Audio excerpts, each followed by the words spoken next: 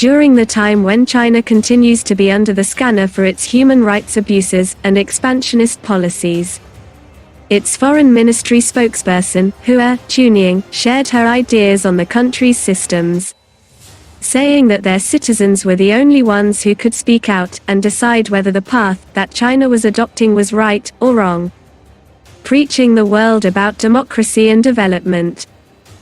She claimed that China had taken a path which it believed would alleviate its population of 1.4 billion people out of poverty and backwardness, adding that the only ones who could object or be concerned about it were its citizens.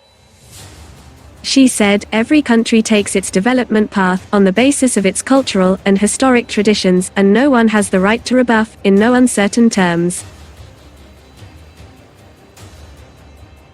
There are some instances of human rights abuses in China, which include the deprivation of life, disappearances, torture, poor prison conditions, arbitrary arrest and detention, denial of fair public trial, denial of freedom of speech and of press, and internet freedoms. So, how can she even claim that China follows a democratic system, taking the will of its people in consideration?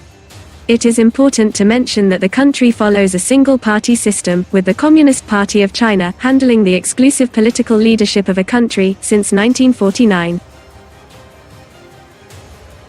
China rejecting freedom and rights within its own country was exposed through Beijing's brutal and systematic crackdown on Uyghurs. Beijing has been taking excessively harsh and severe measures to curb birth rates among Uyghurs, as a part of the crackdown on China's Muslim population by forcing them into mass sterilization.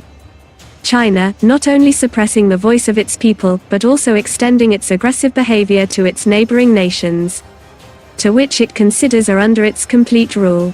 Last year, China introduced the National Security Law in Hong Kong, bringing radical changes, giving huge amounts of control to Beijing over the city than ever before.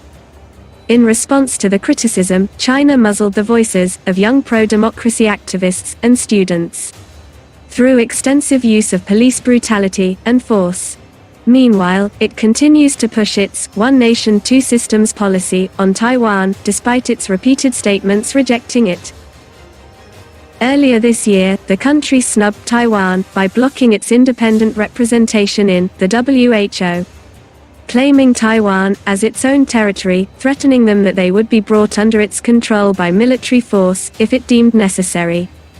Its annexation of Tibet in the 1960s has been a long-standing example of the country's ideals after capturing their territory, forcing Tibetans, along with their spiritual leader, Dalai Lama, to exile in India. Last month, 50 UN independent had raised their concerns against China's human rights abuses, asking the UN Human Rights Council to act and protect the fundamental freedoms in regions under the China's control, including Tibet, Hong Kong, and Xinjiang. So those were the list of Chinese democratic system. Now, can we call China a democratic country? But to describe it, we can call it a democratic dictatorship.